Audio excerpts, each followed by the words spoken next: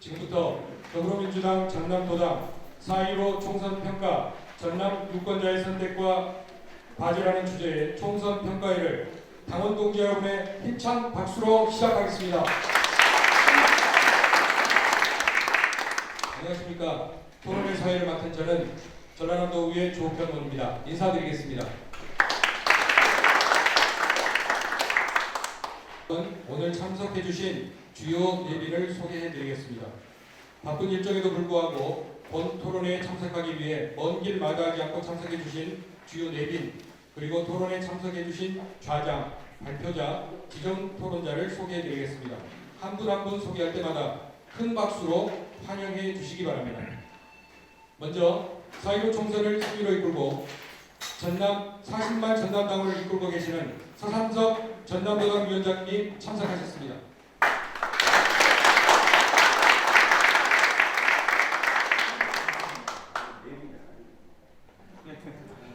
네, 19회도 워낙 소중한 분이 있어서 먼저 소개해드렸습니다. 네, 다음은 나주 화순을 지역구로 두고 계시는 신정훈 당선인님을 소개합니다.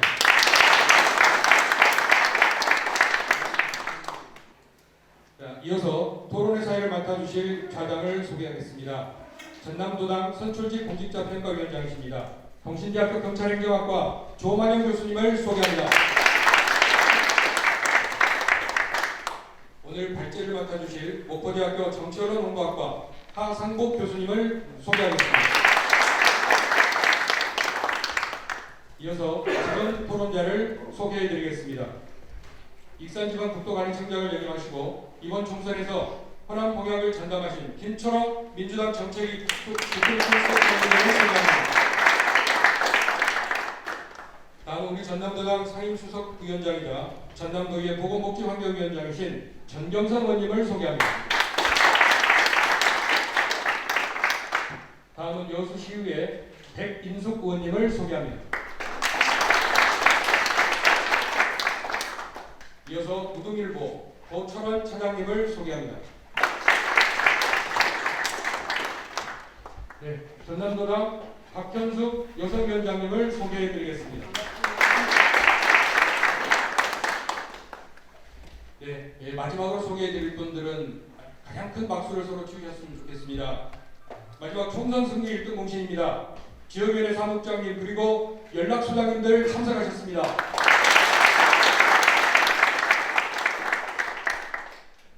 총선을 진두지휘하신 서삼석 전남도당 위원장님의 대회사를 청해 듣겠습니다. 코로나19로 인해 가지고 더 많은 우리 당 관계자들 또 신문 근무자들 모시고 이런 행사를 해야 되는데 공간상 그 어려움이 있었다는 것을 참석해 주신 당원 분들께 예의에서 이해해 주시면 고맙겠습니다. 이제 귀한 시간 내주신 분께 감사드립니다. 좌장을 맡으시고 또 발제를 해주시고 토론에 임해주신 내부 인사분들께 특별히 고맙다는 말씀을 드립니다. 지난 4.15 총선을 지역에서 열정적으로 지어주신 우리 지역위원회 책임지고 계신 사무장님들께서 감사의 말씀을 도민을 대표해서 드리겠습니다. 당원을 대표해서 드리겠습니다. 그리고 또 당직을 맡아서 수고해 주신 모든 분들께 감사와 위로 격려의 말씀을 드리겠습니다. 오늘 토론회는 17개 강의 시도에서 유일하게 전남도당만이 준비해서 치르는 행사임을 여기 참석하신 여러분들이 그런 그 가치를 스스로 인정하고 자부심을 가져도 좋을 듯 그렇게 생각합니다. 제가 이걸 착안하는 것은 더불어민주당의 근간은 호남이고 그 호남 속에서 전남이다 하는 그런 생각을 항상 가지고 있습니다. 그래서 때로는 역차별론도 나오고 푸대지론도 나오지만 그래도 우리 더불어민주당의 근간은 뿌리는 원조는 전남이기 때문에 전남이 뭐든지 먼저 앞장서서 좋은 일이 됐든 부진 일이 됐든 선도적 역할을 해야 된다 그런 생각하고 이 토론을 준비했다는 말씀을 드리고 또 도당의 정체성을 확립시키기 위해서 제가 이 자리를 마련했습니다. 누구나가 다 우리가 총선에서 압승을 했다라는 것에만 회자가 됐었지. 그 이후로는 어떻게 할 것이냐, 포스트 사이로는 어떻게 할 것이냐에 대한 그런 대안 제시는 좀 소홀했던 것 같아요. 그래서 이걸 더 이렇게 두고 지나치면 안 되겠다 하는 그런 생각하고 이를 추진하게 됐는데 모두에 말씀드렸던 것처럼 토론을 해주신 특별히 감사드리고 사회로들이 고생하셨는데 또 이렇게 바쁜 시간을 위해서 제가 참여해주고 지역 언론 여러분들도 그런 고맙고 감사하다는 말씀드리겠습니다. 우리는 더 겸손하고 무한 책임을 지기 위해서 이 자리에 모였습니다. 좋은 성과를 거둘 수 있는 그런 토론을 하셨으면 좋겠습니다. 특별히 신정원 의원님께서 함께해 주셔서 더 고맙고 감사하다는 말씀드리겠습니다. 고맙습니다. 네, 이제 내일이면 임기가 시작이 되시죠. 다음은 나주 화순을 지역으로 두시는 신정원 의원님의 간단한 인사 말씀 듣겠습니다. 4.15 총선 이렇게 훌륭하니 우리 지역이 전승하고 압승할 수 있도록 고생해 주신 우리 위원장님과 그 지역위원회 여러 활동가 또 의원님들 여러분께 감사드립니다. 저는 이번 총선 끝나면서 언론에서 압승, 전승 이렇게 이야기하니까 좀 쑥스럽습니다. 왜냐하면 우리의 실력만큼 맞는 점수인가, 이 과분한 점수인가 이런 생각을 한번 해봤습니다. 우리 전남 도당이나 호남 정치가 국민들의 지지만큼 실력 있는 그런 당이 될 수 있도록 함께 노력했으면 좋겠습니다. 고맙습니다. 국회의원 당선자 임원 여러분께 힘차게 인사드립니다. 반갑습니다. 새로운 목포를 만들라는 젊은 목포를 만들라는 목포 시민들의 명령을 받고 그리고 문재인 정부를 도와서 개혁을 완수하고 정권을 재창출하라는 국민들의 명령을 받아 목포시 국회의원에 당선됐습니다. 그 명령 확실하게 책임감 있게 수행해 내겠습니다. 그리고 우리 도당 위원장님들 모시고 우리 전남 도당의 발전을 위해서도 열심히 일하겠습니다. 여러분 지켜봐 주시고 응원 부탁드립니다. 고맙습니다. 여러분 가장 발제자 토론자 여러분께서는 앞에 지정된 좌석으로 자리해 주시면 고맙겠습니다. 오늘 토론의 자장을 맡은 조관영입니다. 이걸 이제 그 선출직 공직자 평가위원장을 하고 이걸 또 맡게 됐는데 우리가 행사를 몇 번 해봤습니다. 이번에는 상당히 좀 의미 있는 행사인 것 같습니다. 여기 보신 대로 4.15 총선 평가에 대한 토론인데 전남 유권자의 선택과 과제라는 제목을 보세요. 저는 참 이렇게 보기 좋다. 지금까지 과거의 어떤 그 실패를 다시는 안 하겠다는 그런 취지로 보입니다.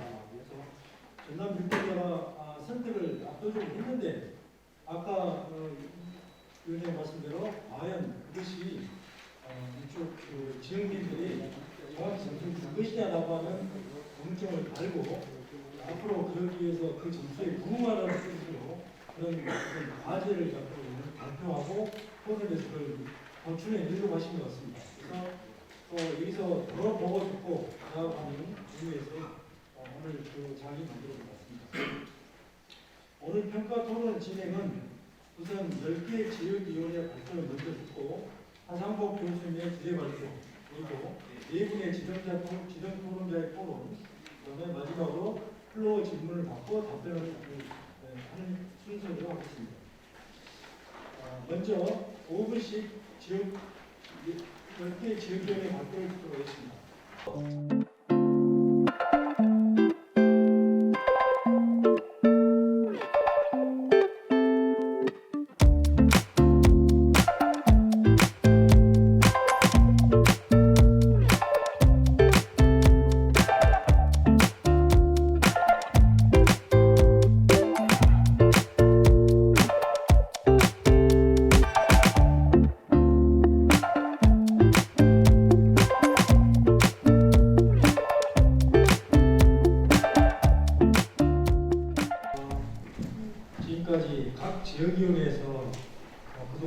저희는 이렇게 선거를 했고 이런 전략을 했고 그리고 나서 어떤 평가 이제 앞으로 어떻게 하겠다라는 여러 가지 제언 말씀이 있었습니다. 그러나 그런 것들은 뭐 아주 핵심적인 이유가 말씀하시고 많은 부족하게 발표를 시간이 pass인데 근데 지면은 충분히 있으니까요. 나머지 다른 시간에 다른 기회에 이제 여러 가지 정보를 공유할 수 있는 기회가 있을 거라고 봅니다. 그래서 오늘 수고들 하셨습니다. 그리고 이어서 주제 발표를 듣도록 하겠습니다. 네, 안녕하세요. 고려대학교 하상복이라고 합니다. 저는 뭐 더불어민주당 당원 아닙니다만 이번 총선 승리를 진심으로 축하드리고요. 사실은 제가 이런 이 정치 현장에서 발표하거나 토론하는 게 거의 없었는데 조금 제가 지금 긴장을 하고 있는 것 같아요. 그리고 사실 그 전남도의회 박문호 의원하고 제가 좀 인연이 깊어서 박문호 의원께서 저한테 좀 제안을 해주셔서 제가 오늘 귀한 자리에 나와서 모르겠습니다. 이게 사실 제가 워낙 저는 학교에 있다 보니까 이렇게 현장의 구체적인 어떤 목소리 이런 것들에 대해서 얼마나 제가 인식하고 있는지도 조금 염려스럽는데 아무튼 제 발표는 조금 추상적일 수 있고 좀 관념적일 수 있습니다만 그걸 좀 알아주시면 감사하겠고요. 저는 그 향후 문제들에 대해서 정책적인 차원이라기보다는 좀 큰 틀에서 논의를 한번 해볼 수 있는 주제를 던져보고 싶습니다. 저희 과장님 시간 20분입니다. 아무튼 뭐 이번 총선은 그 한국 선거사에서 사실 미래를 찾아볼 수 없는 기록인 것 같습니다. 그 80석이라고 하는 기록은 사실 한 번도 없었고요. 그런 면에서 이번 총선이 우리에게 주는 어떤 정치적 결과, 의미, 숙제 이런 것들이 굉장히 큰 것 같습니다. 몇 가지 좀 정리를 해보면 첫 번째는 박근혜 탄핵의 정당성에 관한 어떤 논쟁이 이제 더 이상 무의미하다 라고 하는 것이 이번 선거를 통해서 도출되었다고 봅니다. 왜냐하면 그 박근혜의 무대석방을 주장하는 세력들이 사실은 이번 총선에도 다 거의 지지를 받지 못하고 몰락했다라고 하는 사실 때문인데요. 그래서 결국에는 그 문제는 이제 한국의 보수가 과거의 그런 어떤 퇴행적이거나 과거 지향적인 그런 그 정체성을 버리고 이제 새롭게 거듭나야 되는 숙제를 던져주었다고 생각합니다. 물론 그것이 얼마나 빨리 진행될지는 모르겠습니다만 제가 볼 때는 그렇게 쉬운 숙제는 아닌 것 같아요. 두 번째는 굉장히 중요한 문제였는데 아무튼 그 제3정당 그 중도를 표방하는 그런 능력 있는 그 정당들의 어떤 등장을 통해서 다원적인 구의 민주주의의 형성이라고 하는 그 숙제가 한국 의회에 있었고 그것이 4년 전에도 국민의당 중심으로 해서 제기가 되었습니다만은 이번 총선에서는 사실 그 이른바 그런 제3지대라고 불릴 수 있는 그러한 그 정치적 근거가 또 사라져버렸다. 이건 사실 뭐 정의당의 어떤 위기하고도 관계가 되고요. 그다음에 또 국민의당의 이제 그다음에 민생당의 어떤 원외 정당으로의 그런 이런 것들이 한국 의회에서의 그런 어떤 그 다원적 의회 민주주의의 어떤 가능성과 한계라고 하는 부분을 던져주고 있는 것 같다 이런 생각을 해봅니다. 마지막으로는 그 이제 한국에서 그 사실은 단 한 번도 이렇게 특정 정당이 압도적인 그런 그 다수 의석을 점한 적이 없었다는 거죠. 그러면서 이번엔 더불어민주당을 중심으로 해서 이른바 다수결의 정치가 모습을 드러낼 것으로 보고요. 다수결이라고 하는 것은 사실은 의회 민주주의에서 굉장히 중요한 원리라고 봅니다. 그러나 이제 그 다수결만으로는 의회 민주주의가 작동하는가라고 하는 문제를 보면은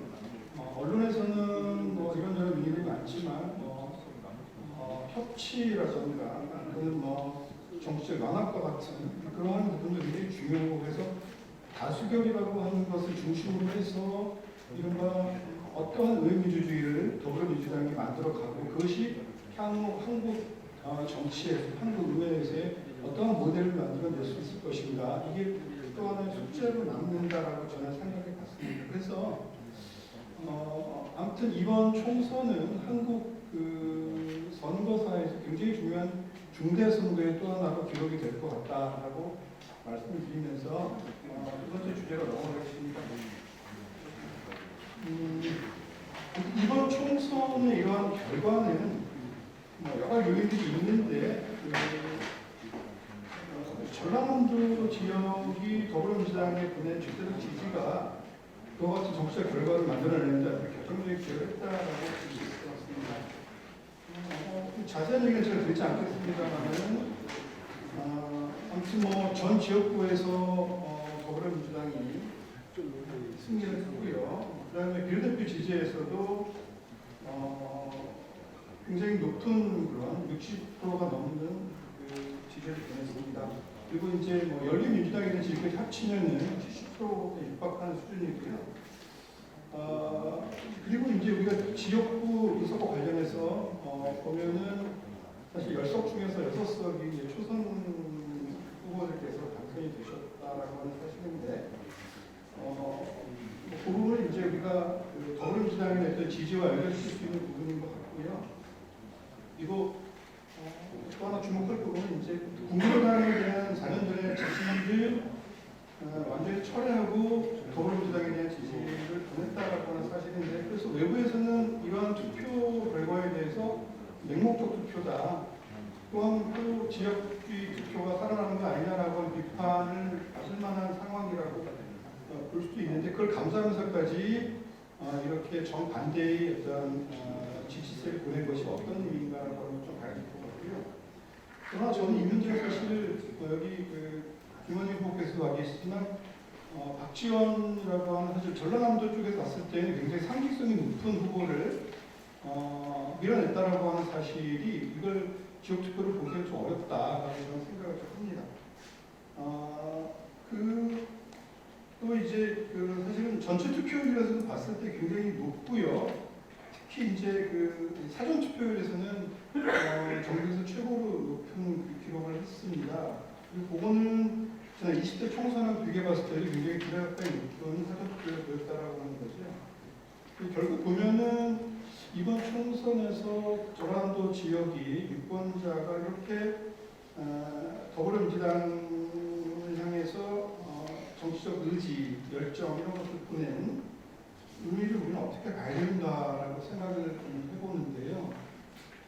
많은 그 연구자들 또는 뭐 저널리스트들이 그런 얘기를 합니다만 코로나 정부의 결과다라고 하는데 물론 그런 부분이 없다라고 볼 수는 없을 것 같습니다. 그러나 저는 그것만으로 이걸 설명하기에는 조금 충분치 않다. 왜냐하면 그렇다면 대구 경북이 가장 높은 더불어민주당의 지지를 보내야 되는데 그렇지 않았고요. 사실 전라남도 지역은 상대적으로 코로나 위기가 크지 않았다라고 하는 걸 보면은 코로나 전국이라고 하는 요인을 설명하기 좀 어렵고요. 그래서 저는 다른 부분들을 조금 가지고 설명을 좀 해보려고 합니다. 여기서 약간 제가 좀 공부하는 사람이니까 조금 제 생각을 추상적인 의미로 말씀을 좀 드려보면 우리가 이제 그 어떤 시간이라고 하는 것을 과거, 현재, 미래라고 하는 것을 순차적으로 나타나는 것으로 생각하는 경향이 있지만 사실은 정치에서의 시간이라고 하는 것은 그렇지 않다고 저는 봅니다. 정치는 과거, 현재, 미래라는 것이 늘 공존해 있다라고 하는 거고요. 그것이 어느 그 상황에서 동시다발적으로 튀어나올 수가 있다라고 하는 거고 무슨 말씀을 제가 드리려고 하는 거냐면 우리가 어떤 정치적 선택을 할 때 과연 현재적 시점에서 나타난 문제만 가지고 선택을 하느냐 그렇지 않다는 거죠. 우리에게는 특정한 과거의 어떤 기억들이 있는 것이고 그 기억들이 현재적인 선택을 할 때 다시 환기되는 것이고 또 그러한 과거와 현재가 미래라고 하는 시간과 같이 결합하면서 자신들의 어떤 소망과 그런 기대 같은 것들이 투사되는 방향으로 정치적 선택이 일어나는 것이고 그것이 정치적 시간의 본질이라고 저는 생각을 합니다. 그러니까 그 전라남도 지역도 그렇고 다른 지역도 그렇고 모든 지역들은 사실은 그 지역적 정체성을 만들어내는 어떤 시간들이 있었다라고 하는 것이고 그것이 전라남도의 지역에서는 제가 볼 때는 80년이 아니었는가라는 생각을 자꾸 하게 되거든요. 그러니까 그 총선이 일어나기 한 2년 전, 뭐그 전도 마찬가지입니다만은 이게 지금 미래통합당이죠. 미래통합당 쪽에서 끊임없이 80년 광주 문제를 왜곡하고 뭐라 그럴까 진실을 자꾸 은폐하는 방식으로 그 문제에 접근해 왔고 또 보수적인 중견들이 그런 일들에 앞장서 왔다라고 하는 사실이죠. 그것이 그리고 또그 전두환 씨 재판 문제도 굉장히 그런 어떤 광주 왜곡에 있어서 중대한 또 하나의 요인이 되어 왔고 반대로 이제 문재인 대통령 같은 경우는 광주 문제에 있어서는 상당히 진보적으로 접근해 왔다. 제가 볼 때는 이제 두 가지 방식이 있는데 하나는 개인적인 차원에서는 그 과거의 트라우마를 승화하는 방식으로 해결하려고 했었고 국가적 차원에서는 역사적 정통성의 차원으로 접근하려고 했었던 것이고요. 그래서 광주를 둘러싼 두 개의 어떤 과거가 대립하고 있었지 않았나 생각도 좀 해봅니다.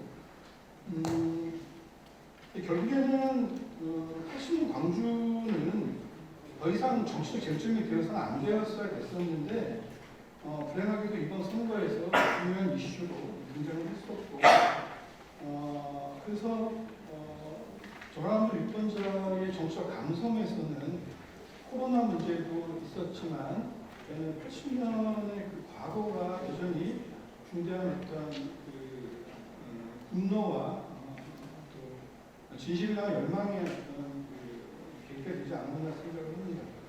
그래서 저는 선거라고 하는 것이 우리가 사실 합리적 계산의 과정만은 아니라 개인이나 어떤 집단이 갖고 있는 그런 정치적인 좌절이나 분노나 열망이나 소망이나 이런 것들이 투사되는 장이다라고 볼 수가 있겠습니다. 그래서 저는 선거는 일종의 집단적 의례라고 저는 보고 싶고요. 그 집단적 의례는 반드시 사람들의 어떤 정치적 에너지가 투사되어하는 어떤 그 대상이 필요하다고 합니다. 저는 그것이 뭐 지역구 의원님도 계시지만 전체로 봤을 때는 대통령이라고 하는 존재가 특히 프랑스도 이제 보면은 사실 그 총선이라고 하는 그 의례가 대통령에 대한 어떤 선호도, 대통령에 대한 정치적인 그 열망, 그 바램 이런 것들을 밀접하게 관련한 데서 돌아가고 한국도 그런 요인이 있지 않나 생각이 좀 하게 됩니다. 결국에는 보고서에도 그런 얘기를 하셨던 것 같은데 이번 총선은 적어도 문재인이라고 하는 하나의 그 정치적 의례의 대선물에 대한 지역적 열정이라는 게 분명히 있었다고 저는 생각을 했고요. 그런 차원에서 마지막 논의를 제가 드려보면 아무튼 이번 4.15 총선이 가져온 그 의료관련 구도는 다양한 정치적 결과와 전망을 이끌어냈고요. 그것은 결국에는 더 나은 한국 사회를 위한 어떤 패러다임의 큰 틀을 만들어준 것 같다라는 생각을 합니다. 그래서 전라남도가 한국 정치에 새로운 지형을 만들어내는 데 기여를 했기 때문에 그래서 저는 전라남도 유권자들께 그 중대한 정치적인 숙제를 좀 던져드리고 싶습니다. 그건 뭐냐 하면은 이 4.15 총선이 끝난 뒤에 바로 문재인 대통령이 제시한 아젠다가 이렇게 보면 개헌이거든요. 그 광주 MBC에서 제가 여기 결재문에 인용을 했습니다만은 문재인 대통령이 넣어야 된다라고 하는 얘기를 했고요. 그래서 그것이 본격적으로 진행되지 않았습니다만 이제 개헌이 한국 정치의 중요한 화두가 될 거다라고 하는 어떤 신호탄이라고 저는 봅니다. 사실은 잘 아시는 것처럼 2017년, 2018년에 더불어민주당하고 청와대에서 개헌을 올렸는데요. 이게 저쪽 그 자유한국당, 미래통합당 쪽에서 굉장히 심각한 이념적 반대를 해왔고 여기에는 그것이 이제 정치 무대에서 퇴장이 될 것 같았는데 아무튼 이번 총선 계획에서 다시 개헌 문제가 등장할 가능성이 마련되었다고 봅니다. 그 주체는 더불어민주당, 문재인 대통령이라고 저는 생각을 하고요. 한국은 그 해방 이후에 많은 그 개헌들을 이뤄왔지만 사실은 87년도 개헌 빼고는 한 번도 민주주의하고 연계되는 개헌이 아니었다라고 하는 거죠. 그럼 87년 개헌도 사실은 그 시민사회라든가 국민들의 광범위한 어떤 지지와 참여 속에서 만들어진 개헌은 아니었다. 그런 면에서 이번 개헌이 굉장히 새롭고 중요할 수밖에 없는 것이다라고 보는데요. 그런 차원에서 저는 이제 이번 개헌의 의미를 새롭게 보고 싶은 것이 가령 그 전문에서 명기되어 있는 자유민주적 질서를 민주적 질서로 바꾸는 개헌이다. 그 다음에 국민이라는 이름을 사람이라는 이름으로 바꾸는 개헌이다. 그 다음에 근로라는 개념을 노동이라는 개념으로 바꾸는 개헌이다. 이건 뭐냐면 한국 민주주의의 확장이라고 저는 보고 싶거든요. 한국 민주주의의 심화라고 보고 싶은데 그러한 중대한 그 개헌 논의들이 사실은 지금은 조금 멈춰서 있다. 멈춰서 있다라고 볼 수 있을 것 같고요. 그러나 이번 총선을 계기로 해서 이제 개헌 문제가 다시 등장을 하는 것 같고요. 그 개헌의 중요한 화두가 이제 5.18이다라고 대통령께서 말씀하셨습니다. 그런데 이제 그러자마자 바로 대통령의 이 5.18 전문 포함하라고 하는 그런 논의에 대해서 이제 비판과 공격이 들어오고 있습니다. 그 정파적 이해관계로 전문을 바꾸는 것은 안 된다. 그리고 또 그 5.18은 여전히 아직 그 역사적 평가가 진행 중인 사건이기 때문에 전문에 넣을 수 없다라고 하는 것이 대표적으로 그 장영수 교수의 입장인데 이런 입장들이 굉장히 많은 거죠.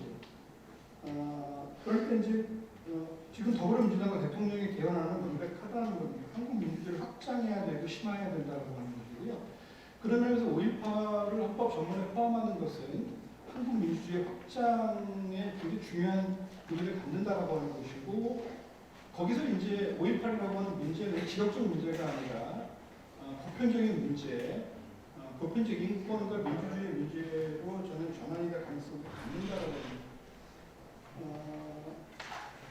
그래서 이제 결론을 말씀을 드리면 아무튼 이번 총선을 통해서 만들어진 첫 번째 아젠다가 저는 개헌이 될 가능성이 많다고 보고요. 그렇다면 이제 개헌의 정치가 시작이 될 수 있겠다.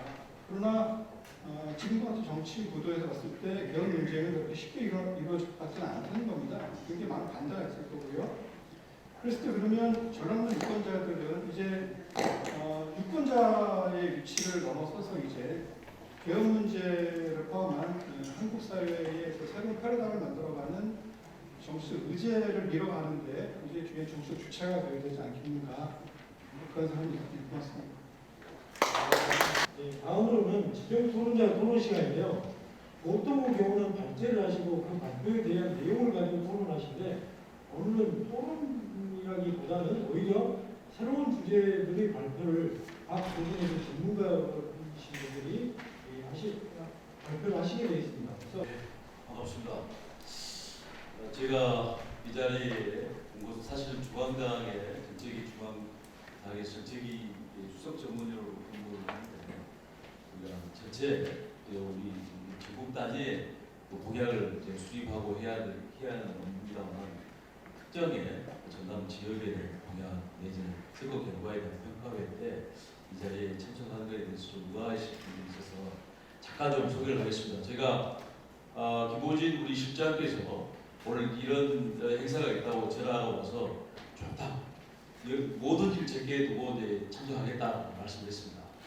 제가 이제 한 30여 년 동안 국토교통부에서 공무원으로서 근무를 하고 이번 작년 9월달에 민주당에 정책위로 갔습니다. 정책위의 구성은 잠깐 좀 소개를 해드리면 전반적으로는 당직자들이 많이 있습니다만 18개 위원회 중에서 한 6분 정도가 공무원 출신으로 매여 있습니다. 제가 소속되어 있는 국토교통이라든가 기재위, 금융위 이런 쪽에 좀 전문성이 필요한 부분인 것 같습니다. 그쪽에서 일을 하고 있고요. 그래서 제가 이제 사실 그동안에 공직 생활을 쭉 업무를 했기 때문에 선거 결과에 대해서 어떤 걸 논의한다는 게 좀 저로서는 상당히 부담스럽습니다만 제가 말씀드릴 내용들은 주로 정책과 관련된 거예요. 그리고 아까 서삼석 위원장께서 말씀하신 대로 그간에 이제 선거에 대한 과정들이나 결과들은 다 나왔는데 포스트 4.15를 어떻게 할 거냐 이걸 주로 담을 방법이 정책 아니겠습니까? 오늘 앞서서 이 지역구의 그 공약들을 쭉 보니까 굉장히 생소하고 또 중복되는 부분도 있고 근데 이런 부분들을 다 담으려면 아마 지역구에 선출되신 의원님들 혼자 힘으로는 굉장히 어려운 버거운 작업이 될 것 같습니다. 그래서 어떻든 간에 전남 보호 차원에서 한 팀이 돼서 할 것을 하고 그런 과정에서 중앙당과 긴밀하게 도당이 좀 협력할 수 있는 그런 체계가 좀 필요하다고 생각하는데 그것과 관련해서 지금 전남 보호뿐만 아니라 민주당이 압승을 했는데 제가 이제 근무하는 그쪽에 여의도의 의원회관과 그다음에 민주당 국회 분위기를 잠깐 말씀드리면 민주당은 사실은 여당 된 지가 불과 3년 정도 됐고 그 다음에 이번에 20대 국회에서는 한 반틈 정도는 야당이었고 반틈 정도는 여당이 되지 않겠습니까? 그 전까지는 사실은 보면 여당으로서 생활을 못했기 때문에 한 10년 정도의 공백이 있었기 때문에 그런 체계들이 완비가 좀 안 되는 것 같고 특히 20대 국회에서는 다수당이긴 했습니다만 절대적인 다수당으로서 역할할 수 있는 의석이 안 되기 때문에 아시다시피 마지막에 패스 출력을 내고 4+1을 한다든가 아니면 항상 어떤 정책을 수립하는 데 있어가지고 야당과 그 다음에 언론 그 다음에 다른 당의 그 상황들을 점검하지 않을 수 없는 상황이 된 것 같습니다. 근데 아시다시피 이번에 180석이라는 의석은 단순히 압도적인 과반수 다수당이 된 게 아니라 국회 내에서 어떤 정책 결정이나 이런 걸 할 수 있는 굉장히 중요한 자리를 가지고 있습니다. 그래서 그간 20대 국회에서 여러분들이 생각하셨던 그 민주당의 중앙당의 모습하고 21대 국회에서 앞으로 해야 될 것은 차원이 다른 얘기가 될 것 같습니다. 그래서 거기다가 지금 그 코로나라고 하는 국가 분단 상황에 접근되어 있기 때문에 전국뿐만 아니라 민주당이 굉장히 활발하고 빠르게 움직이고 있습니다. 그래서 제가 민주당에서 근무하면서 하는 것들은 물론 그 당직자분들이나 의원님들하고 접촉하는 시간도 많습니다만 공직자 출신이기 때문에 이 해당 부처 직원들과 굉장히 긴밀하게 소통을 하고 있습니다. 근데 그동안에 제가 하는 일들은 주로 소극적으로 정부에서 하는 일들 당정 협의가 원활히 될 수 있도록 소개하고 그것들에 대해서 사전에 보고하는 수준이었는데 지금은 이제 이낙연 위원장이 되셔가지고 코로나 분단 극복 위원회를 통해서 세계 본부가 있고 거기서 활발하게 그야말로 정책이라고 하는 이름에 걸맞는 정책을 만들고 있습니다. 그래서 단순히 정부에서 오는 그 정책을 소화하고 이해하는 수준이 넘어서 민주당 차원에서 이 지금 분단 상황에서 뭘 핵심적으로 당의 입장을 정리해야 될 것인지 모든 스펙트럼을 다 할 수는 없습니다만 그런 일을 지금 적극적으로 하고 있다. 그래서 그런 다양한 TF가 운영이 되고 있고 말씀드리면 그런 TF들이 지금 그 정책위가 저희들이 서포트를 하고 있는데 일주일에 3번 내지 4번 정도 하고 있고 이낙연 위원장 같은 경우에는 이 회의 때 참석하실 때는 2시간이 됐든 3시간이 됐든 이성하지 않고 끝까지 듣습니다. 그래서 굉장히 비중 있게 그런 작업들을 추진하고 있다는 말씀을 드립니다.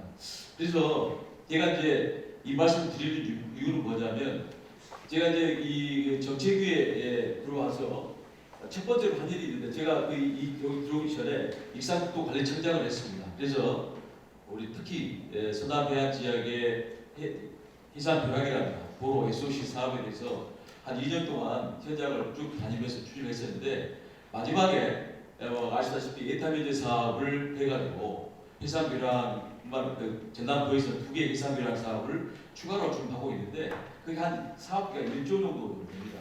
1조 정도 되는데 그 사업비가 실제로 건설이 돼서 지역에 발전이 되는 것도 중요하지만 건설 과정에서 이 1조가 되는 그 사업비가 지역에 좀 뻗어나갈 수 있는 역할을 하는 게 굉장히 필요하거든요. 그런 그 생각을 좀 했었는데 마침 제가 이제 그래가지고 그때 발주를 하고 뭐 이렇게 터키 사업을 발주할 때 가지고 지역 건설업체 의무 도급제를 시행을 좀 검토를 했습니다. 근데 당내에서는 별로 그런 데 대해서 깊이 있는 관심이 없었고 그냥 뭐 전남도나 아니면 다른 시도에서 그런 것들을 그냥 일부 건의사항 정도만 됐었지 당에서 깊이 있게 그걸 검토할 수가 있는 상황이 아니었었는데 제가 그걸 그 문제의식을 가지고 제기를 했었습니다. 제기를 하고 그때 우리 그 정책 차원에서 40%와 20% 수준의 이상을 지역 건설업체가 의무 도급을 할 수 있는 제도 틀을 만들어가지고 사실 제 출신이 국토교통부 때문에 국토교통부가 이걸 의사결정을 한 게 아니라 기재부가 이건 국가계약법과 관련돼서 기재부가 그 문제를 해결해야 되는데 그런 문제를 사실은 그 국토교통부 차원에서 해결하기 어려운 부분이었는데 제가 정책위 와보니까 정책위의 의장이 그 문제에 관심을 가지고 처리하니까 그게 처리가 됐고 또 선거를 앞두고 지역 균형 발전 차원에서 중요한 아젠다다. 그래서 정리가 됐었습니다. 그래서 처음으로 사실 건설업계와 이 민주당은 그렇게 썩 원활한 관계가 안 있었는데 이번 그 작년에 처음으로 건설협회에서 우리 그 당 대표가 참석하시는 과정에서 그 회의를 연석회의를 하고 건설업계 의견들을 충분히 들어서 그걸 정책을 시행한 경험이 있습니다. 그리고 그런 과정을 보니까 누가 어떤 생각을 하고 있느냐에 따라서 정책이 바뀝니다. 그래서 여기 계시는 10분의 의원님들도 충분히 여러분들께서 그 공약들이라든가 이런 것들을 인식을 하셨기 때문에 한 것도 중요하지만 정책이라고 하는 실무 그룹에서도 그분들이 어떻게 생각하고 있냐는 것들도 굉장히 중요합니다. 아까 말씀드렸듯이 정책위에는 18개 상임위의 담당자들이 다 포함되어 있기 때문에 조금만 캐비넷이에요. 그래서 여기 나와 있는 그 정책 공약들이 정책이라는 그 틀 안에서는 한 25명 정도 됩니다. 여기에 다 연결됩니다. 그 법안 심사하거나 아니면 예산 심사하기 때문에. 그래서 의원님들은 의원님들 나름대로 추진하는 사항들이 있고 또 정책위의 실무수석 전문위원들이나 아니면 위원들께서는 또 할 수 있는 일이 있기 때문에 그런 부분들이 이 도당이 강요가 돼서 중앙당과 긴밀히 협의를 하시면 제가 뭐 지역도 그 광주 출신입니다만 그리고 이제 익산국도관리청장을 했기 때문에 우리 지역에 대한 이해도가 좀 상당히 있기 때문에 여러분들이 같이 협력을 하시면 좋은 결과가 나올 수 있지 않겠냐 생각이 되고 제가 발제에서 몇 가지 사항들을 얘기했습니다만 꼭 한 가지 듣고 싶은 거는 지금 그 정부에서 추진하고 있는 뉴딜 사업, 한 뉴딜 사업과 덧붙여서 거기에 그린 뉴딜 사업이 있습니다. 이것들이 아마 이번에 그 공약도 준비하겠습니다만 포스트 코로나에 따라서 핵심적으로 추진해야 될 사항들이고 이번에 우리가 이 추경에서도 일부 사업들이 반영이 들어갔고 2021년도에 본예산에는 아마 이 부분들이 본격적으로 들어갈 겁니다. 그렇다고 한다면 앞으로 그 전남도에서 추진할 수 있는 사업들은 정부가 추진하고 있는 사업 또 민주당도 지금 검토하고 있는 그 그린 뉴딜 사업과 관련되어 있는 사업과 연계된 사업들을 추진을 해야 되는데 제가 여기 오면서 한번 제안을 한번 생각을 해봤습니다. 어떤 사업들이 있을까 하는 생각이 있는데 지금 알리라고 하는 알리100이라고 하는 사업들이 지금 해외에서 특히 구글이나 애플 이런 쪽에서는 사업을 하고 있습니다. 잠깐 소개를 해드리면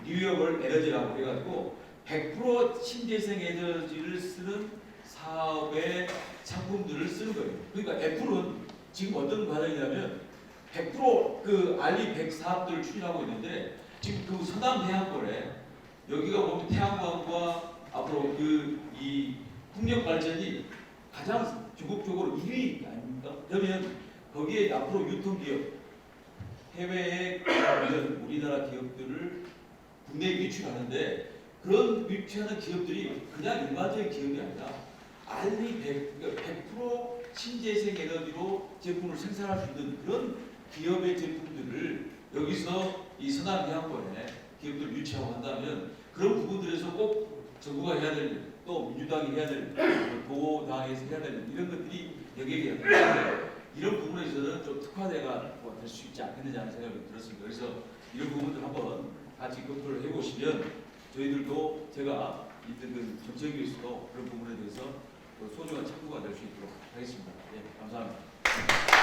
네, 오늘 여기 계신 분들이 모두가 다 선거 전문가들이시고 각 지역에서 너무나 잘 알고 계신 분들이라 그리고 또 각 지역 대표자들이 오늘 설명하는 걸 들어보면은 뭐 경선의 문제, 공천의 문제, 또 선거 방식의 문제에서 말씀하셨는데 저는 이제 이번 총선에서 총괄 선대본부장을 맡아서 각 지역에 이제 이렇게 지원 업무를 이제 우리 경찰과 같이 함께 했었는데 다니면서 느낀 게 항상 경선 과정에서 경선 심사에 대한 문제 이런 문제들 때문에 서로 원팀이 구성이 되지 않고 이렇게 흩어지는 그런 모습들을 이렇게 보이기도 하고 그랬었는데 결국은 어찌됐든 간에 이번 선거 전략이 원팀 정신으로 이뤘던 것이 제일 큰 선거 전략이지 않냐라는 생각을 합니다.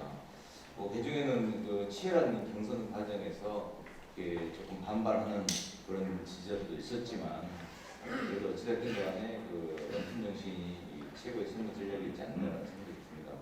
특히나 이번 선거 같은 경우는 코로나19로 인해 가지고 다른 때 선거운동과는 확연히 다른 그런 모습들을 보여주고 또 이 코로나19가 이번으로 끝날 게 사실은 아닐 것 같아요. 항상 매년 일상이 되지 않을까라는 생각이 들기 때문에 앞으로의 선거 전략에 대해서는 또 다른 또 대변화는 있지 않을까라는 생각이 듭니다. 그래서 그런 것에서 우리가 대처를 좀 잘해야 될 것 같고요. 저희 이제 옛날 같이 경선 방식, 공천 방식이 옛날같이 이렇게 내 마음에 안 드는 사람 쳐내고 붙여주고 뭐 마음에 드는 사람 이런 시대가 사실은 지났습니다. 이제는 우리 당도 시스템 공천화가 되다 보니까 그 시스템에 잘 맞춰지면은 경선에 참여할 수가 있는 거고 그 이후에 경선 통과해서 우리 당원들의 마음을 표심 또 우리 시민들의 표심을 얻는 것은 개인의 자기 역량이라고 생각을 합니다. 근데 저 같은 경우는 국회의원 마음에 안 들어서 컷오프도 당해보고 했기는 그랬는데 제가 이제 처음에 시의원을 할 때 어떤 생각을 했었냐면 나만 잘하면 된다. 내가 열심히 해서 하면 당에 공천을 안 주더라도 내가 요즘 중선거구제니까 2명, 3명 중에서 1등, 3등은 할 수 있다. 그런 묘한 자신감이 생기더라고요, 사실은. 그런데 결과적으로 보면은 각 지역에서 뭐 기초 방해원을 보더라도 당에서 컷오프 당해가지고 무소속으로 당선된 경우는 거의 없습니다. 그런데 현역일 때는 묘한 그런 자신감이 생겼지만은 제가 이런 얘기를 왜 하냐면은 요즘 이제 우리 2018년 선거를 치르면서 사실 우리 민주당 바람도 셌었고 문재인 바람도 엄청 세가지고 초선도 많이 생겼고 젊은 사람도 많이 당선이 되고 그랬어요. 그러다 보니까 당에 대한 좀 애당심 또 충성심 이런 게 상당히 많이 떨어지는 경우를 제가 많이 봤어요. 뭐 우리 목포 같은 경우도 사실은 그렇습니다만 가만히 돌이켜서 생각을 해보면 옛날에 제 그런 잘못된 생각들이 지금도 이렇게 초선 의원들도 생각하는 경우도 있지 않냐라는 생각을 들더라고요. 그래서 물론 이제 의정 활동도 열심히 해야 되겠지만 또 정당 정치이기 때문에 우리 정당에 대한 애당심도 정말 가슴속 깊이 간직하고 우리 선당 후사의 마음으로 항상 임해야 되지 않을까라는 생각이 듭니다. 그래서 그런 부분이 좀 잘 됐으면 좋겠고 이번 그 총선의 이런 문제점들을 보면은 우리 당이 시스템 공천이 됐다고는 하나 그래도 그에 대한 경선 장점이 얼마나 많았습니까? 그래서 그런 시스템 공천화가 앞으로 좀 정착이 됐으면 좋겠다는 생각이 들고 앞으로 있을 우리 지방선거가 또 있고 대통령 선거가 있지만 뭐 여기 우리 지역에 계신 분들은 또 지방선거에 더 관심이 더 많죠. 근데 지방선거에서도 앞으로 지금 우리 국회의원님들께서 그런 시스템 공천화를 좀 정착시킬 수 있는 방안들을 많이 모색해야 되고 우리도 이제 그에 대한 의견을 좀 많이 내야 되지 않을까라는 생각이 듭니다.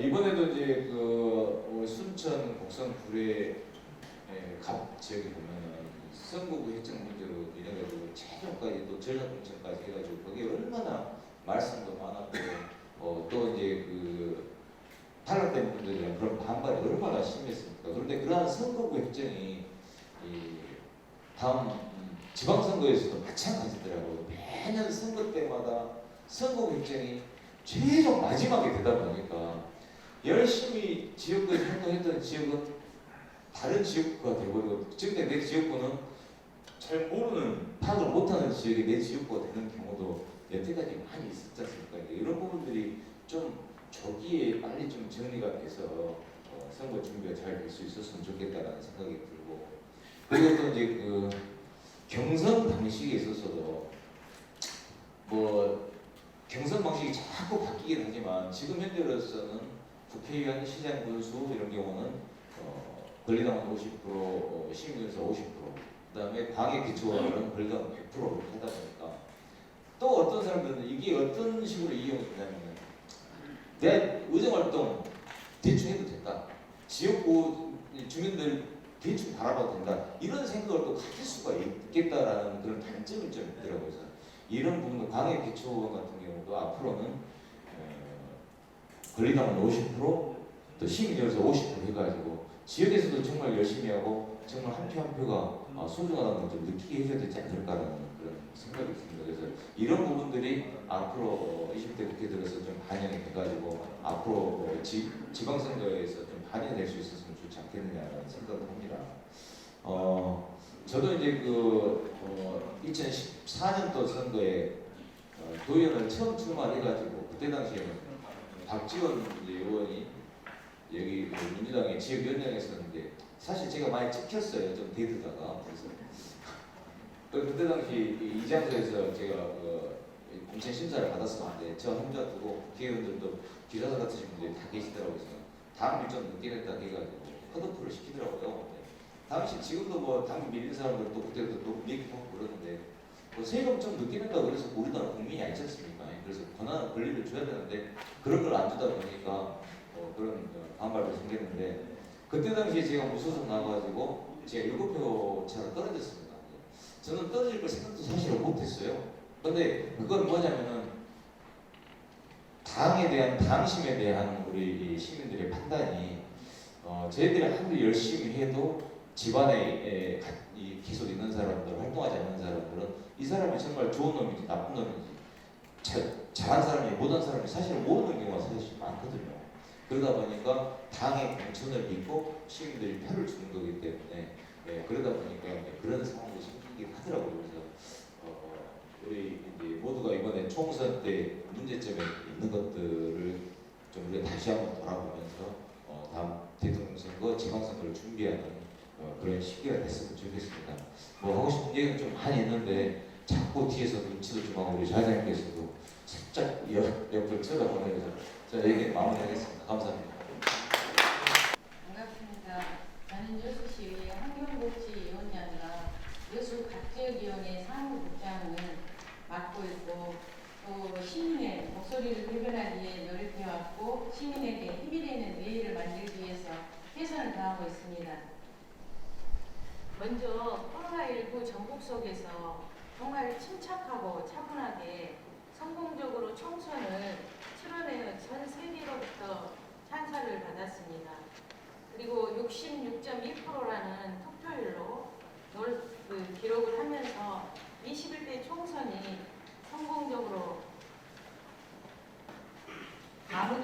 있다는 점에 외신들도 이구동성으로 우리 대한민국의 국민들의 위대함을 말하고 있습니다. 이 놀라운 결과는 우리 민주당이 함께 거둔 큰 성과라고 할 수 있겠습니다. 지난해 12월 중국 우한 지역에서 발생된 코로나19 감염증 확산으로 현재까지 우리나라를 비롯한 전 세계 각국이 어려움을 겪고 있습니다. 세계보건기구 WHO는 코로나19에 대해 세계 전염병 대유행 상태인 팬데믹을 선포하였고 미국을 비롯한 유럽, 아시아 각국의 확진자 급증으로 전 세계가 지금 경제 위기를 맞고 있지 않습니까? 예전 같으면 정말 시끌벅적한 요새로 선거 분위기가 한껏 달아올랐겠지만 코로나19 확산으로 선거운동 양태는 가히 많이 바뀌었습니다. 이런 가운데 여수 각 지역 민주당 후보 역시도 대면 접촉 선거운동을 하지 않고 인스타그램 피드를 이용한 사진과 간략한 글을 이용한 카드 뉴스를 유권자들에게 달아가는 선거운동을 했습니다. 중앙선거관리위원회에 따르면 21대 총선에 출마한 후보자 1인당 평균 선거비용 지출액은 9,983만 원으로 지난 20대 총선의 경우보다 2천만 원 정도 감소했다고 발표했습니다. 이는 코로나19로 인한 선거에 제약이 많았기 때문이 아닌가 분석하고 있습니다. 실제로 이번 총선에서 후보자들은 여야를 가리지 않고 조용한 선거운동을 강조했어요. 그리고 또 자원봉사자들도 그 활용이 최소화했고 유세나 유세송, 율동 이 모든 것들을 굉장히 자제하는 분위기 속에서 선거를 치렀습니다. 이로 인해 인지도가 낮은 후보는 얼굴 알리기가 굉장히 매우 어려웠다고 보고요. 현역이나 지역을 지키는 그런 후보자들에게 좀 더 유리한 선거가 아니었나 그렇게 생각합니다. 이번 선거부터 투표권이 생긴 그 만 18세를 비롯해서 2030의 젊은 층을 공략할 수 있는 영상 콘텐츠 개발과 SNS 채널을 통한 선거운동 또한 코로나19로 인해서 변화된 선거운동이 아니었나 생각합니다. 코로나19 확산으로 어수선한 상황 속에 제21대 선거가 치러졌고 선거 과정을 거치면서 코로나19 감염이 더 확산되지 않았다는 점에 대해서 정말 다행이라고 생각하고 있습니다. 이는 전 국민이 그 질병관리본부와 선거관리위원회의 그 방역 지침 공고와 안내에 따라 적극적으로 마스크 쓰기와 사회적 거리두기를 유지했기 때문입니다.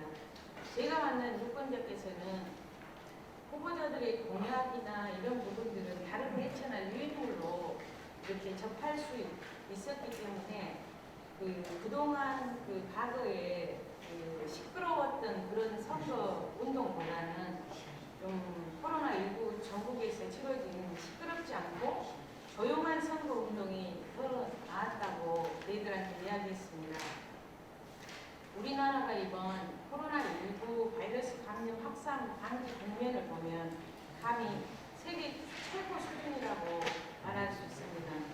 문재인 대통령의 국정 수행 지지율을 보면 올해 초 1월에 47% 정도였는데 코로나19가 본격적으로 시작된 2월에는 좀 많이 지지율이 하락되었습니다. 하지만 세계적인 팬데믹 상태인 전염병 대유행 중에도 불구하고 우리나라 위기 대책 능력은 더욱 빛을 발했지 않습니까? 다소 불안했던 공적 마스크 공급과 확진자에 대한 정확한 동선 제공은 물론 최상의 방역 서비스 가동으로 지역 감염 확산이 차단한 정부에 대해 세계 각국에서 찬사를 보냈고 우리 문재인 대통령의 지지율이 그때부터 대폭 상승하였습니다. 4.15 총선 국면에서 대통령 지지율이 50%대를 지지했는데 최근 그 5주 연속 보니까 60%대의 지지를 받고 있습니다. 보수 세력이 강한 TK에서도 지지율이 상승한 것을 보면 문재인 대통령의 높은 지지율인 코로나19 대응 정책으로 인해서 그 성공이 더불어민주당의 승리에도 크게 도움을 주지 않았나 생각합니다. 안정된 국정 수행 지지율을 기반으로 맞이한 이번 총선은 사실상 성공하였지만 철저한 공천, 검증 시스템을 통한 후보자 공천도 국민들에게 크게 신뢰받고 지지받게 된 것이 아닌가 생각합니다. 과거를 돌이켜보면 민주당이 압승한 사례가 있습니다. 하지만 그리 오래가지 않았습니다. 그 시대를 도울 삼아 다시는 실패하는 사태가 발생되지 않도록 정확한 민심을 파악하고 민의를 수렴하여 나라다운 나라를 만들 수 있도록 경제는 물론 개혁 과제를 책임있게 해결해 나가야 한다고 생각합니다. 근본 압도적인 과반 의석 확보를 바탕으로 2년 후 반드시 대선 승리와 정권 재창출을 이룰 수 있도록 우리 민주당을 지지하는 국민들이 더 결집해야 된다고 생각합니다. 고맙습니다. 어떻게 보면 이제 아마 유인물은 다 보셨을 것 같아요. 그동안 저희가 계속 기사로서 계속 이야기했던 부분이기도 하고요. 지금 참 봤을 때 이번 선거같이 기자의 입장에서는 정말 재미없었던 선거는 없었던 것 같습니다. 이제 그 하신 분들은 이제 선거 현장에서 이제 활동하신 분들하고 생각이 저희가 다를 수 있지만 대부분의 이번 선거 같은 경우에는 이제 그동안에 민주당의 지지율이 그대로 유지되면서 그 상호 결과를 이어졌다고 저희는 보고 있거든요. 저희가 이제 작년부터 저희 회사 같은 경우는 4차례에 걸쳐서 여론조사를 실시하기로 했었어요. 했는데 그때 나왔던 결과들이 뭐 전혀 다른 게 없이 그대로 유지가 되는 그런 영향을 보면서 아마도 이번에 지금 나오신 당선인들이 아니시고 다른 분들이 경선을 통과했어도 아마 같은 결과가 나왔을 거라고 저희는 보고 있습니다. 그만큼 이제 그게 바로 이제 아마 그쵸 코로나하고 이제 문재인 대통령 영향이라고 봐야 맞을 것 같다고 생각합니다. 대부분 봤을 때 이제 예전에 문재인 대통령 같은 경우에도 촛불 정부 이전에는 지역에서 최저 5% 지지율을 받을 때가 있었어요. 그만큼 이제 민주당에 대해서 반발이 심했던 때가 있었던 거죠. 근데 그 이후에 이제 촛불을 거치면서 이제 대통령이 보여준 그런 5.18에서 보여주던 그 진정성의 행동이라든지 그런 부분들이 지역민들의 마음을 움직이는데 현재까지 좀 그대로 유지가 되어왔다고 저희는 보고 있거든요. 그러다 보니까 이번 선거 같은 경우에도 그 결과가 그대로 유지가 되면서 솔직히 아마 경선 이후에 뭐 특별하게 이렇게 홍보를 많이 하신다거나 저희 입장에서는 그런 걸 전혀 저희가 느낄 수가 없었거든요. 대부분 예전 같았으면 그랬던 것 같아요. 좀 지역에서 이제 활동하는 저희도 지역 주재 기자분들이 계시기 때문에 그 지역 주재 기자분들이 본인들이 좀 선택하신 후보에 대해 좀 홍보를 해달라고 부탁을 하거나 좀 기사를 좀 써달라 이제 그런 이야기를 하신 분도 많이 계셨었는데 이번 선거에서는 그런 분들을 거의 저희도 만나보지를 못했습니다. 그만큼 선거에 대해서 관심이 좀 낮았던 거죠. 그리고 저희 언론 입장에서도 한참 코로나가 기승을 부리고 있던 상황이라서 좀 선거에 대해서 좀 더 이렇게 관심도가 많이 낮아졌다고 봐야 할까요? 이미 결과가 정해졌다고 저희는 보고 있었기 때문에 관심도가 많이 떨어지고 있었습니다. 근데 사실 문제가 됐던 게 원래 항상 이제 좀 공약하고 정책 부분에 대해서 좀 검증하는 절차가 있었어야 됐었는데 이번에는 그런 절차를 거의 거치지 못했던 것 같아요. 대부분 저도 지금 여기 와서 본 공약들 중에서 처음 본 공약이 상당히 좀 많다고 생각될 정도로 공약에 대해서는 정말 검증 절차를 좀 거치지 않았던 부분이 좀 어떻게 보면 그 당선인들한테는 좋을 수도 있겠지만 이게 앞으로 자기 이제 4년 동안에 앞으로 어떤 정치를 해 나가시냐에 따라서 좀 발목을 잡을 수 있는 좀 그런 요인도 되지 않을까라는 좀 그런 생각도 좀 듭니다. 그리고 보면 이제 정말 어떻게 보면 안 좋은 이야기일 수도 있습니다. 예전에 이제 탄ուր이라는 좀 그런 용어를 많이 쓰는데 지금 이제 호돌이라는 용어를 많이 쓰고 있습니다. 근데 지금 어쨌든 우리 전남에서도 지금 6분의 초선 의원들이 이렇게 당선이 되셨는데요. 그저도 이전에 봤을 때 그때도 대부분의 재선에 실패했던 이유가 지금 돌아봤을 때 너무 준비가 안 돼 있었다. 그런 여론이 많이 이렇게 나왔던 걸 보면 지금도 그 앞으로 남은 4년 동안에 어떻게 준비하시냐에 따라서 그런 그 영어에 또 이렇게 또 매몰릴 수 있지 않을까. 그래서 제 세수안에 우리가 그 뽑은 사람들이 이게 포도리란 말은 포도리로 당선되고 거기서 사라지는 당선이 됐다. 그런 이야기는 안 들 수 있도록 이제 앞으로 남은 기간 동안에 좀 자신들의 좀 역량을 좀 제대로 좀 보여주셔야 될 것 같습니다. 그리고 저희가 또 이제 이번 선거 이후에도 보면 이제 상임위 위정하신 분 선택하신 걸 보면서도 좀 이제 아쉬움이 좀 있었거든요. 그러니까 전남동에서는 지금 노인수위를 선택하신 분이 5분이 선택을 하셨는데요. 그러니까 저희가 이제 언제까지 전남이 이제 농업과 수산업에만 매몰되어 있어야 되나 하는 그런 아쉬움이 많이 남습니다. 특히나 이제 이번에 그 선거 이후에 가장 큰 전남 이슈가 방사감 가속이기 때문에요. 그 부분에 대해서도 과연 우리 지역에 있던 국회의원들이 그 과방이죠. 과방위 소속의 의원이 있어가지고 거기서 이렇게 활동을 계속 하신 분들이 계셨으면 좀 이번 같은 좀 결과가 좀 다른 결과가 나올 수 있지 않았을까라는 좀 그런 아쉬움도 있거든요. 그래서 저희는 이제 솔직히 이제 이런 첨단 과학이라든지 그런 부분에서 전남도 이제 그런 쪽으로 좀 가서 돈 되는 그런 사업들을 좀 할 수 있게 국회의원들도 좀 적극적으로 나설 수 있게 좀 그런 이제 뭐 대부분 이제 저희도 이제 그렇게 바라보는 게 농수위 같은 경우에는 지역 그런 이제 표나 이제 그런 민심을 고려하면 당연히 전남에서 무조건 가야 되는 그런 상임위라고 다 이렇게 바라보고 계시는데 좀 이제 좀 다른 관점에서 좀 그렇게 한번 좀 바라볼 수 있는 좀 그런 계기가 됐으면 좋겠습니다. 마지막으로 이제 그 말씀을 뭐 다 한 건데요. 이제 저희가 이제 민주당에서 드디어 이제 호남 정치가 다시 민주당에서 역할을 할 수 있는 그런 시간이 왔습니다. 남은 기간 아니죠. 앞으로 4년 동안에 앞으로 이제 저희 민주당에서 그 호남 정치를 해나갈 역할이 많습니다. 이제 지역에서 활동하신 분들이 여기서 다 저희한테 좀 쓴소리도 앞으로 많이 듣기도 하겠지만 저희가 정말 칭찬할 수도 있고 정말 잘했다라는 이야기를 할 수 있도록 많이 좀 노력을 해주시면 좋겠습니다. 감사합니다. 여러분들이 선거가 큰 전쟁인데 하시고 나서 그 덕담이든 어떤 식으로든 그 말씀을 하신 말씀 많을 겁니다. 아마 감사함이라든가 그렇게 많을 텐데 그런 것들을 이제 차차 이렇게 해 나가시고요. 어쨌든 마무리로 제 생각에 여러분들 가만히 보고 있으니까 고생 많이 하시고 2시간 동안 그래서 발표하시고 토론하신 분들과 여러분들 그리고 끝까지 이렇게 지켜봐 주신 서삼대 위원장님과 신정원 의원님 감사하고 이런 모든 의미를 담아서 박수하는 것에 대해서 일단 제 시간 맞추겠습니다.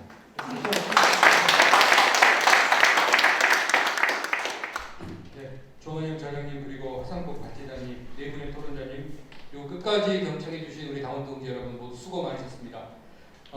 이상으로 더불어민주당 전남도당 4.15 총선평가 전남 유권자의 선택과 과제라는 주제의 평가를 모두 마치겠습니다만은 마무리하시는 우리 서삼석 도당 위원장님의 한 말씀을 듣고 그리고 저희가 기념 촬영을 하도록 하겠습니다.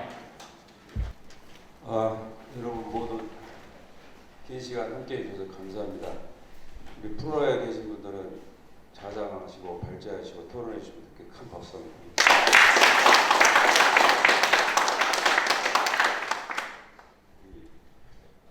박영숙 여성위원장이 뭐 낯뜨거운 말씀해 주셔서 좀 부끄럽긴 한데 그 사실입니다.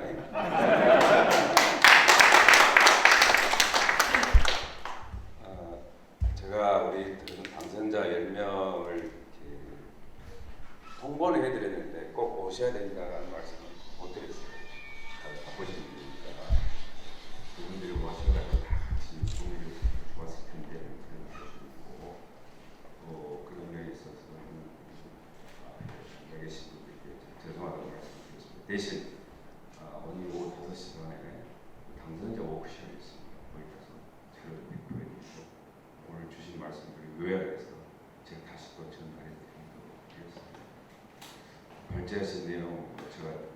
전체 내용은 다 들었고 중간에 제가 뭐 이렇게 왔다 갔다 해서 다는 듣지 못했습니다. 생각보다 칼이 좀 무리신 것 같아요. 매일밤에 각오를 하고 작심을 하고 저 들을 가지에 취했었는데 좀 부드럽게 터치해 준 것은 사이로 앞선 것보다 더 무거운 그런 명령이라고 어떻게 받아들이겠습니다. 어쨌든 이 토론회가 일회성은 거치지 않고 저희들 입장에서 보면 4년 내에 연장선상에 올려놓을 것이고 또 이미 언론이 취재했듯이 이걸 다 지켜보고 계실 것이고 또 무릎도 계신 또 부장님 계시니까 토론회를 잘 활성화시켜서 주신 말씀들 신의 효과를 어떻게 높여갈 것인가에 대한 도단한 노력을 저한테 주어진 소임 동안 말씀하겠습니다. 그래서 몇 달 만에 새로운 도당 위원장이 나오시면 그분들을 또 모시고 전남 도민에게 진피스를 적어도 언급은 확실하게 바꿔드릴 수 있도록 노력하겠다. 가장 뼈아픈 것은 도부장님께서 하신 말씀 잘 생각하겠습니다. 다만 제가 한 가지 견해를 달리한 점이 있다면 우리가 대부분 농업은 돈 버는 산업이 아니라고 생각하는데 그렇게 말씀드린 뜻은 아니지만 혹여 여러분들이 그렇게 이해하실 줄 몰라서 그래서 농업이 돈 버는 산업으로 만들기 위해서 생각하는 사람은 이지만 3지만 다 보일 수 있는 생겼다. 그런 말씀을 드리니까 혹여 오해가 없으시겠다. 감사합니다.